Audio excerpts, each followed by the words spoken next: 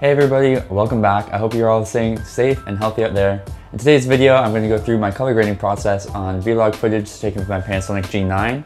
Now, I don't consider myself to be an amazing color grader, but I have started to get down a workflow that I find pretty useful and I figured I would share it with you. I've also had some requests to go through it, so let's jump right into it. Okay, so hopping into Resolve, this is what I used to do both my editing and my color grading. I have a couple clips here that I've set aside that I thought would give a little bit of variety and give a good introduction to my color grading workflow. To start off, we have a clip here of a little pine tree. This is from my most recent video. I'll leave a link up top. Over here, my node window. My initial node I'm going to leave for any noise reduction. I then create two additional nodes. One is going to be for some primary correction, and the other one is going to be for my GH5s Lut. You can also use the Rec 709 instead. Here, I'll give you an example of it. Same workflow kind of applies. I just like the colors that you get out of the GH5s Lut better. So I'm going to apply that here. So I'm going to come here, I'm going to desaturate it. And just so I can adjust my white and black points. So I'm going to come over to my primary wheels, bring up the gain a little bit. My black points are pretty good as well. And I'll add the sat back in. Now, in order to see if there's any kind of color shifts to it, I'm going to bring up the saturation. And you can see that there is a bit of blue down here, especially if I look at just it and I bring the saturation back and forth, you can see it has a bit of a blue tint. So now I'm going to adjust that by bringing down my gain to the orange side. Cool, looks pretty neutral to me. And then over there, the black points all seem to be pretty, there's not really any definitive black points, but it looks okay to me. So I'm going to turn this back on and you see that the primary corrections here is the changes that I've just made. So it looks a lot better, a lot more neutral. Okay, so after I've got my primaries corrections done and my GH5s Lut applied, I create another node, and this is going to be a bit more of my creative. I'm going to come over to my shadow midtones and highlight wheels. I'm going to add a bit of teal into the midtones, maybe something like that. And then I'm going to just do a little offset in my shadows and my highlights. So that still stays pretty neutral. I'm going to also add a little bit of contrast in this step as well. So bring that down. Sure. Finally, I'm going to add another creative LUT. It's going to be a film look.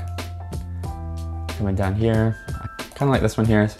I'm going to apply it. Obviously that is really intense, so I'm going to come over here and reduce the key output, and this is just kind of reducing the opacity of that node level.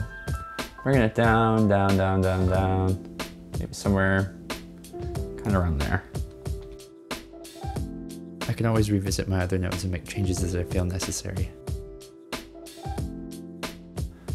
Cool. So you can see it before, after, and actually another thing that I like to do as well is add a vignette, a circle, and then make sure it's nice and soft, because what I'm going to do is bring down the midtones a little bit. You can just kind of see the impact there.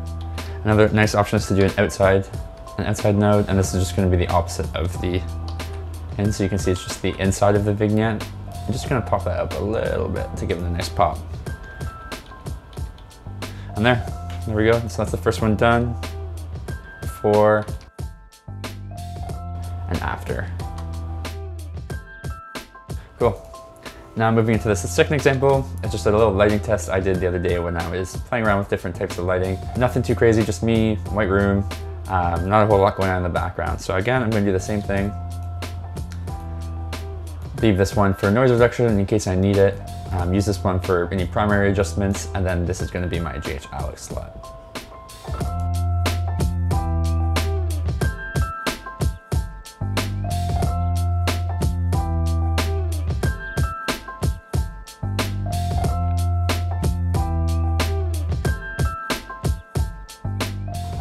Before, after, see it's come a long way.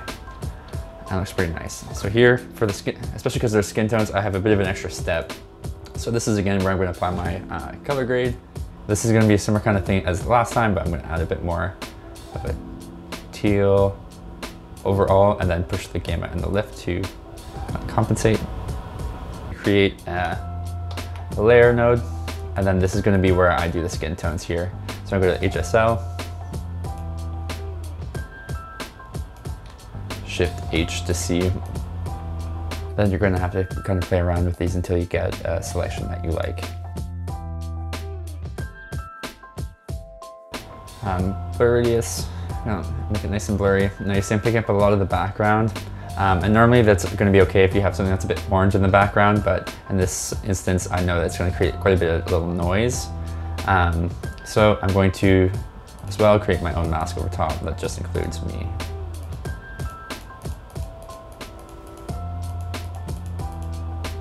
Just a nice rough one because I'm going to also make it nice and soft.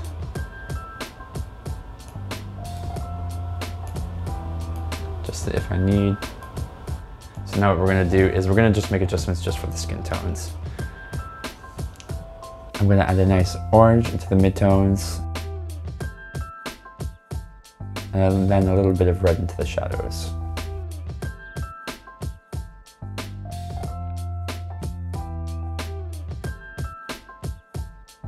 And then the highlights, I'm going to match the bit of the blue that's been in the room. So you're going to see that here. I'm trying to match it to the room lighting. You can also adjust the HR and LR. So that's going to impact where the difference between the highlights and the midtones are, and this is going to impact the difference between the shadows and the midtones. Something maybe like that. So you can see before the color,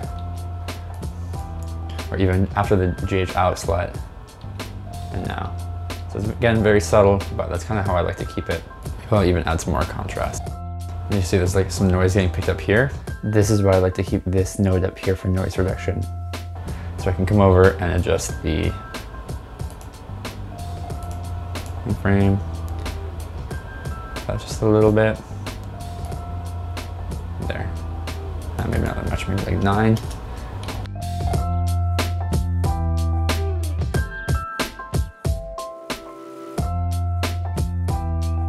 Come back over here and bring down the contrast again. There you go. Here again in the face, I might add a little bit of contrast.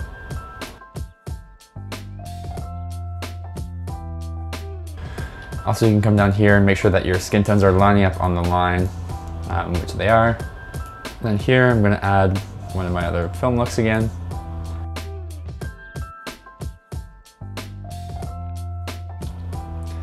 But now it's making my face a little bit dark, so I can come back here and raise up the midtones again.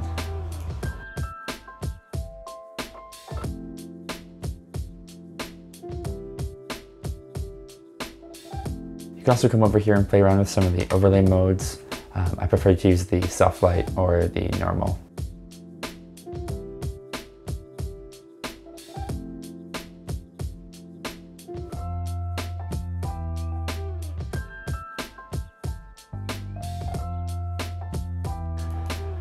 And then again, another little trick, because I mentioned that you want to keep your shadows and your highlights to be kind of neutral. A nice trick is to come over to the luma versus sat curve. Maybe 2 of them are maybe around here. I'm just going to bring that down so all my shadows are pretty dark. And same with my highlights. Pretty neutral, or sorry, pretty neutral.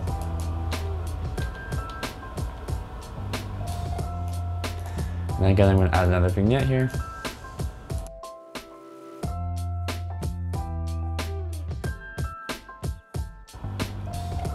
Could probably still use a little bit of work, but starting to get there. And then moving on to this final example. Again, I'm going to do it the same way I did the first 2. It's looking really dark. Now for any color casts, increase the saturation. So here's going to be my creative. I'm going to probably desaturate again. Add a bit of a blue cast to it. I'm also going to create a layer in which I'm going to do the same thing with the skin tones.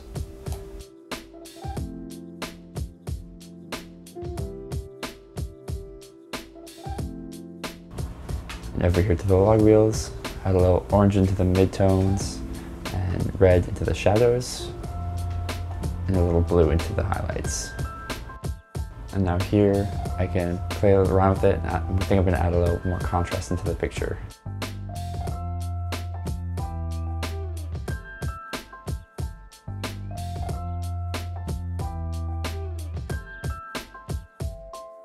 And then apply my film look on top.